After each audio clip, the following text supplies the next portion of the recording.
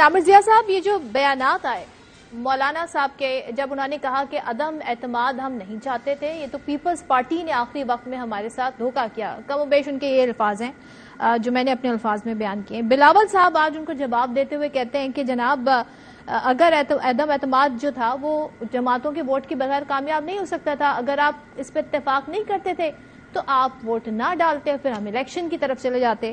شاہد خاقان عباسی صاحب انہوں نے ایک انٹرویو دیا ہے اور ظاہر ہے وہ نون لیگ کا حصہ ہیں، حکومت کے حوالے سے وہ کیا کہہ رہے ہیں وہ سن لیتے ہیں، پھر میں آپ سے ان دونوں چیزوں سے متعلق سوال پوچھتی ہوں. ڈار صاحب نے اکانومی ٹھیک رن کر دی. اس معاملے کا ٹروتھ کمیشن جو وہ پولنگ اسٹیشن پہ آپ کو نظر آئے گا. بہرحال بہت سے معاملات ہیں جن پر بڑی تنقید ہو رہی ہے، ہر شخص تنقید کر رہا ہے، اس کو دیکھنا چاہیے اس معاملے کو. شہباز صاحب was he a failure? Truth commission ہے ان معاملات سے، میں نے کہا ٹروتھ کمیشن جلدی آ جائے گا، وہ پولنگ اسٹیشن ہے. تو عامر ضیاء صاحب، یہ کیا ناکامی کا اعتراف ہے؟ اب یہ کہنا عدم اعتماد ہم چاہتے نہیں تھے، ہم تو الیکشن کی طرف جانا چاہتے تھے، کیونکہ جو 16 ماہ کی کارکردگی ہے اس پہ تنقید تو ہو رہی ہے، جس پہ شاہد خاقان عباسی کی گفتگو بھی آپ نے سنی. تو ہم اسے یہ سمجھیں ان بیانات کو، ان سے کیا نتیجہ اخذ کریں؟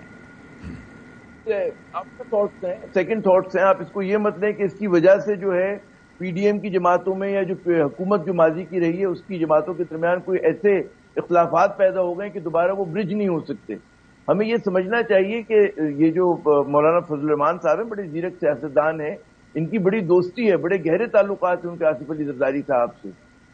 میں اس کو کہتا ہوں کہ فرینڈ، چلو بھائی ایک چیز چھوڑ دو، مارکیٹ میں ڈال دیتے ہیں کہ جی یہ اس طرح سے ہونا ہے.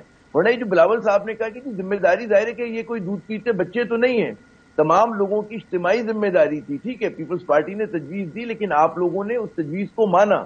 جب مان لیا تو اس کی اونرشپ سب کی ہو جاتی ہے. پھر آپ یہ نہیں کہہ سکتے کہ جی صرف پاکستان پیپلز پارٹی، کیونکہ آپ بڑے آسانی کے ساتھ پیپلز پارٹی کے عزائم کو ناکام بنا سکتے تھے.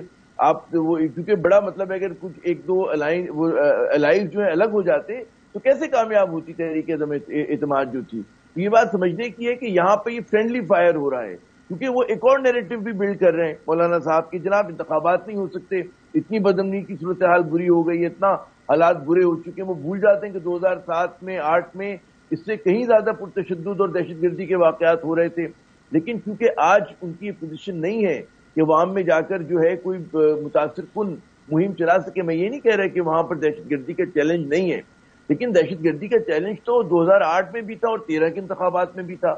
اس زمانے میں باقاعدہ پیپلز پارٹی کو، اے این پی کو اور خود جے یو آئی ایف کو جو ہے بڑا مطلب نشانہ بنایا گیا تھا. لیکن ہم نے دیکھا کہ کیمپین چلی. اگر آپ صرف دہشت گردی کی وجہ سے انتخابات نہیں اگر کرواتے تو اس کا مطلب یہ ہوا کہ آپ نے سائیکولوجیکل وکٹری دے دی دہشت گردوں کو. آپ یہ جو دنیا بھر میں کہتے رہیں کہ جی نارمیلٹی آ گئی ہمارے ملک میں، اب تو ہماری انٹرنیشنل کرکٹ بھی ہو رہی ہے، ہم لوگ انویسٹمنٹ کے لیے بھی کھلیں، تو آپ اس تمام بیانیے کی نفی کر دیں گے جو پاکستان افواج نے بڑی قربانیوں کے بعد دہشت گردی کو کنٹرول کیا. میں یہ نہیں کہہ رہا کہ چیلنجز نہیں ہیں، بالکل ہیں، لیکن مینیجبل ہیں. اس کی وجہ سے یہ نہیں ہو سکتا کہ آپ انتخابات کو یہ تعدیل بنا کر، یہ بہانہ بنا کر جو ہے انڈیفینٹ طریقے کے لیے پوسٹ پون کر دیں.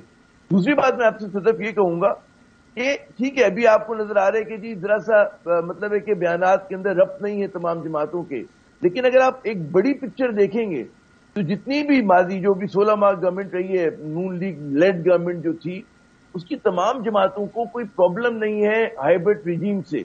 وہ تمام چاہتی ہیں کہ جی اسٹیبلشمنٹ کا جو چھتری ہے ان کے سر پر قائم رہے. اب جو ان میں ابھی تھوڑی بہت انیزینس ہے، وہ ظاہر ہے کہ ان کو یہ طے کرنا ہے کہ جی کس کو کتنا شیئر ملے گا. کسی کو اس بات کی توقع ہے کہ جی ہمیں زیادہ مل جائے، کسی کو اس بات کی کہ ہمیں کم ملے گا. لیکن یہ لوگ سمجھے بیٹھیں کہ جی حکومت اسی طرح کی بنے گی کہ جیسے کہ آپ نے 16 ماہ میں دیکھی ہے. اب یہاں پر اگر آپ یہ دیکھیں کہ ایک بڑا قیاس آرائی ہو رہی کہ انتخابات نہیں ہوں گے. اگر انتخابات نہیں ہوں گے فروری کے بعد، مطلب فروری تک انتخابات نہیں ہوتے تو کیا مطلب ہے؟ اس کا مطلب ہے کہ آپ پورا اپنا ڈیموکریٹک جتنے انسٹیٹیوشن ہیں ان کو آپ ڈیریل کر دیں گے. آپ کا نیا صدر نہیں آ سکتا، آپ کا سینٹ، آپ کے الیکٹرل کالج نہیں بن سکتا، آپ کے سینٹ کے جو ہے آدھی سینٹ جو ہے وہ رخصت ہو رہی ہوگی. تو مطلب یہ ہوگا کہ آپ ایک نیا ایک فضیحہ کھول رہے ہوں گے. تو میں یہ سمجھتا ہوں اس کے لیے میں نہیں سمجھتا کہ سیاسی جماعتیں جو ہیں کی گنجائش نہیں ہے، یہ کہہ رہے ہیں عامر ضیاء صاحب آپ. اور اسٹیبلشمنٹ کو بھی کوئی ایسا پرابلم نہیں ہے. آپ مجھے بتائیں جب تمام جماعتیں ان سے تعاون کرنے کے لیے تیار ہیں تو انہیں کیا ضرورت ہے کہ انتخابات کو ڈیلے کر کے ایک اننیسیسری کنٹروورسی کریٹ کریں. ہاں وہ یہ کریں گے کہ ان 2-4 ماہ میں تھوڑا سا مینج کرنے کے بعد پھر ڈائریکٹ اسی کی کنٹینیوٹی. اب یہ نگراں حکومت کہہ رہی ہے جی ہم پچھلی حکومت کا تسلسل ہیں تو جو نئی حکومت آئے گی وہ ان کا تسلسل ہوگی. تو کوئی اس میں کوئی ڈرامیٹک قسم کے جو ہے اختلافات نہیں ہے. اب یہ ظاہر ہے کیونکہ عوام میں جانا ہے تو کچھ نہ کچھ تو یہ کہیں گے جی میں روٹھا ہوا ہوں, میں منا ہوا ہوں. مولانا صاحب کوئی بات کریں گے, نون لیگ چھوٹا موٹا تنقید پیپلز پارٹی نون لیگ پہ کرے گی, لیکن در حقیقت ان کو ایک دوسرے سے کوئی پرابلم نہیں ہے. یہ تمام کے تمام اتحادی انہیں پتہ ہے کہ سب ساتھ رہنا ان کے لیے بہت ضروری ہے اور اسٹیبلشمنٹ کا تعاون ان کو بہت ضروری ہے. تو یہ اگر کنسنسس براڈ بیس بنا ہے